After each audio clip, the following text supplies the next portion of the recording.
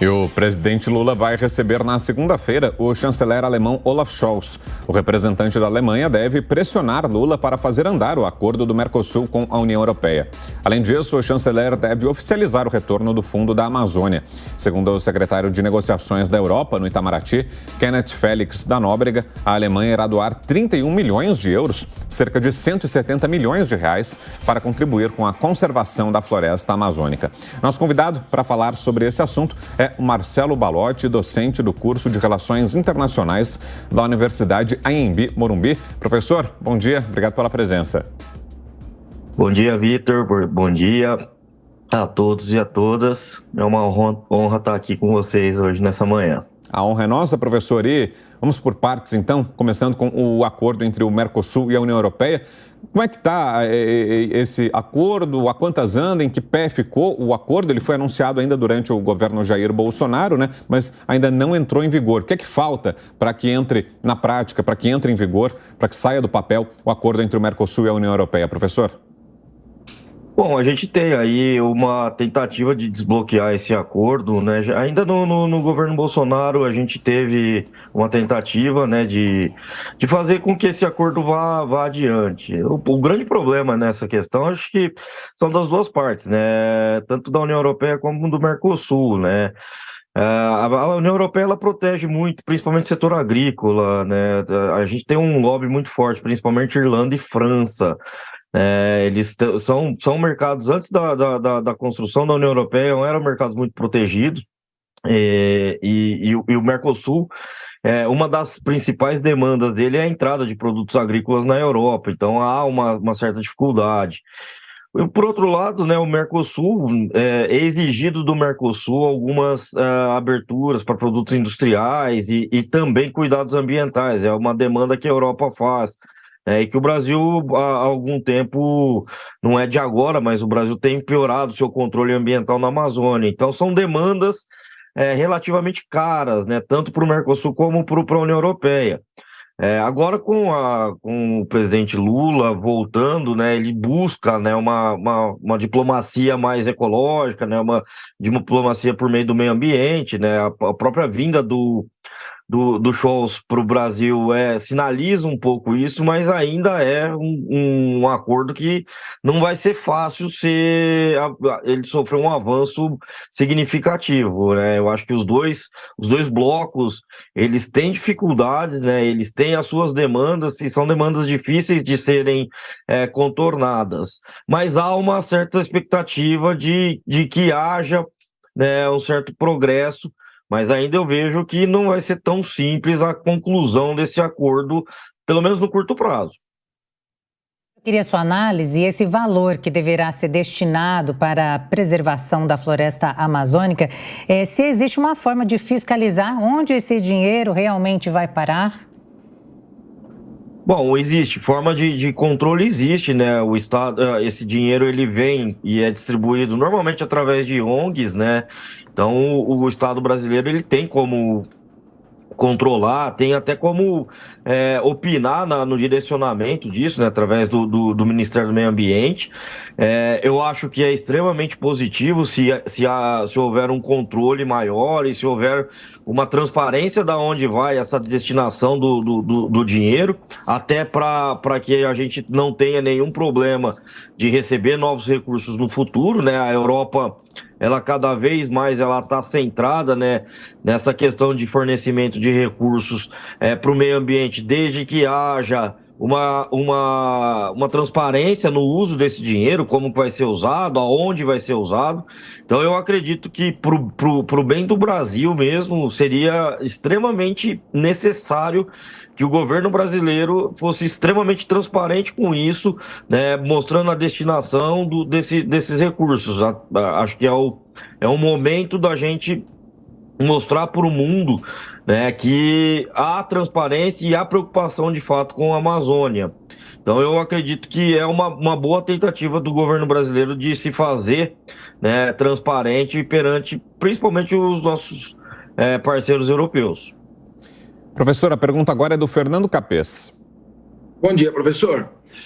A proteção da Amazônia, ela pressupõe estrutura suficiente para impedir desmatamento ilegal.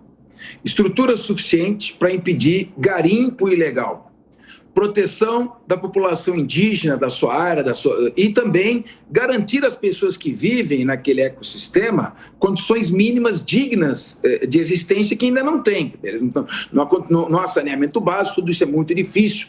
Agora, claro que tudo isso exige um investimento muito grande e uma seriedade na gestão desses recursos. O dinheiro que a União Europeia está disposta a pagar a título de crédito de carbono, de proteção da Amazônia, não é muito insuficiente para aquilo que eles estão exigindo, sem contar os lucros cessantes pela não exploração, em razão da proteção da mata. Não é insuficiente o que eles pretendem oferecer. O Brasil não tem que bater a mão na mesa e dizer precisamos de tanto e mostrar uma conta mais adequada? Bom dia, Fernando.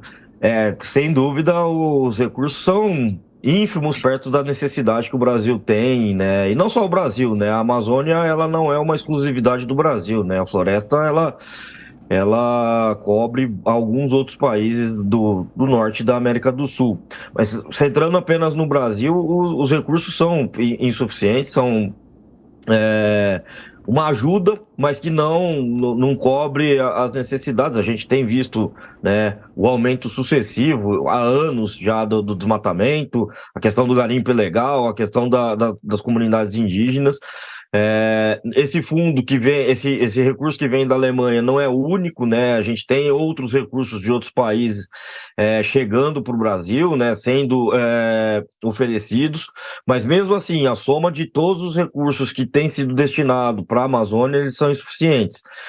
O Brasil, ele tem tentado, né? Ainda é incipiente, né? A gente tem aí 28 dias de governo, é muito incipiente ainda, mas o Brasil tem tentado uma geopolítica mais ambiental, colocar a pauta ambiental nas discussões, e eu acredito que o Brasil deveria, sim, tentar obter mais recursos. Eu acho que a grande dúvida, né, que fica na cabeça dos países desenvolvidos, os que estão ofertando recursos para o Brasil, é a questão da transparência, né? O Brasil, ele peca muito, isso é histórico no Brasil, a transparência de aonde vai ser usado esses recursos, como vão ser usados esses recursos. Então, talvez isso seja um fator de inibição de mais recursos. Mas, de fato, o Brasil precisava, né? Se o Brasil quer se fazer, e o Brasil tem um potencial imenso para ser um dos grandes protagonistas, né, de uma geopolítica ambiental, de uma nova era ambiental, o Brasil, ele tem que sentar na mesa, né, com os países, não só os países europeus, mas com todos os países que desejam proteger a Amazônia, que desejam proteger aquela região, não só a floresta, mas as comunidades indígenas, dar uma condição de vida adequada para aquela população, para toda aquela população. O Brasil deveria sentar à mesa e tentar negociações que tragam, se não todos os recursos, que eu acho que pouco provável, mas que tragam boa parte dos recursos, que aí o Brasil entraria com uma parcela desses recursos para tornar a Amazônia extremamente protegida e mostrar toda a sua relevância para o ecossistema mundial, mas mais do que isso, para dar dignidade para as comunidades que lá vivem e para dar condições de vida adequada para boa parte daquela população. Agora, professor, virando a página, mas ainda falando sobre relações internacionais, queria aproveitar a presença do senhor para abordar um outro destaque dessa semana, que foi a viagem do presidente Lula à Argentina e ao Uruguai. E durante essa viagem do presidente foi confirmado o empréstimo que será feito pelo BNDES ao governo da Argentina para a construção de um gasoduto que, inclusive, está recebendo críticas de ambientalistas, de ativistas que acompanham a questão ecológica por não se tratar, no caso, do mecanismo mais correto ambientalmente falando, né? É um método poluente e isso despertou algumas críticas de ambientalistas, mas queria falar com o senhor sobre a questão econômica, porque vai ser feito então esse empréstimo pelo BNDES no momento em que o banco ainda tem pendências com outros países que também receberam dinheiro do banco e que não pagaram até hoje. Há calotes em aberto, segundo o site Poder 360 divulgou ontem, ainda tem dívidas de 4,5 bilhões de reais de Cuba e Venezuela, que também receberam empréstimos em gestões anteriores do PT e até hoje não pagaram essas dívidas. O senhor acha que a Argentina, caso confirmado esse empréstimo, vai ter condições de pagar o BNDES? Olha, a situação econômica da Argentina, ela é periclitante há bastante tempo, né? A gente brinca na economia que a Argentina é um caso sui generis, né? Sempre está em turbulência, dificilmente a gente vai ver a economia argentina numa situação de calmaria. Eu acredito que, por um lado, o empréstimo do BNDES, principalmente se der através de bens de capital, máquinas, equipamentos, né, fomentar a nossa indústria, e a nossa indústria fornecer esses equipamentos para a construção do gasoduto, eu não acho que é ruim para a economia. A gente estimula a produção interna de máquinas e equipamentos. É um setor que o Brasil tem tido problemas, né, essa indústria tem sofrido no país. Por outro lado, né, a gente tem que amarrar o contrato de maneira que a gente não sofra 4 bi de calote, né? Um calote razoável, né? Então a gente tem que amarrar bem o contrato. A gente sabe como que são as relações entre os países da América do Sul, Brasil, né? Sob a égide do PT, a gente sabe como funciona esses acordos, né? Esses acordos nem sempre foram cumpridos, mas eu acredito que ele tem um componente importante, mas eu não tenho a certeza de que a Argentina tem condições de pagar, ou que a Argentina honrará esse compromisso, né? Dada a situação econômica do país, é uma situação bastante delicada. Então, é algo que precisaria ser amarrado de uma maneira que faça com que a Argentina honre os seus compromissos com o Brasil. Senão a gente vai acabar tendo mais um calote, mais um acumulado, mais dinheiro, e isso é prejuízo para o Brasil, dado que o dinheiro que está lá no BNDES é um dinheiro público, né? Então, é um dinheiro nosso aqui que acaba sendo dado, né, e não emprestado para os países da América do Sul e da América Central, né? A Cuba faz parte da América Central. E, professor, ainda falando sobre essa visita, algumas falas assim mais críticas, né, do presidente foram analisadas por especialistas, e uma delas é que Lula defende essa moeda comum entre Brasil e Argentina, e ainda falando do BNDES, que volte a financiar obras aí de infraestrutura no exterior e que foi negado pelo próprio banco. Eu gostaria da sua análise rápida aí. Bom, o BNDES é um banco de desenvolvimento, né? Então ele tem como ideia inicial promover o desenvolvimento. Eu acho que o grande ponto é ele promover o desenvolvimento do Brasil, né? No Brasil, e não só fomentar ou não buscar fomentos fora, né? Eu acho que a primeira intenção tem que ser dentro do Brasil, e depois você pode pensar em algo de financiamento fora do país. Com relação à moeda comum da Brasil e Argentina, né? Moeda única, a gente vê como é o euro na Europa, né? E as suas consequências. Eu não acho que a América do Sul, Brasil e Argentina em específico, tenha condições de adotar uma moeda única.